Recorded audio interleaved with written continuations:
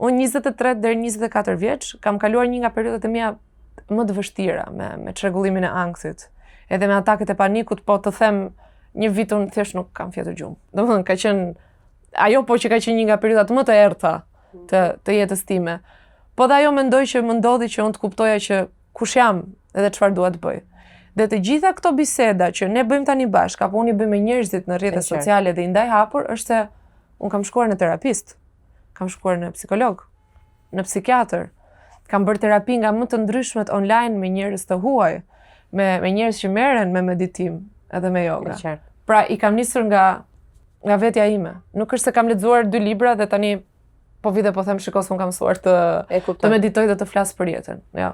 Unë jam zhytur shumë keq edhe shumë thellë në jetën time për të dalë pastaj nga aty. Çfarë të shkakton të ankthin ty? Po, ndonjëherë asnjëri nuk e kupton të vërtetën sepse mendoj që janë një kombinim gjërash. Për episodet e plota të Milori Podcast, subscribe në kanalin tim në YouTube Mirela Milori.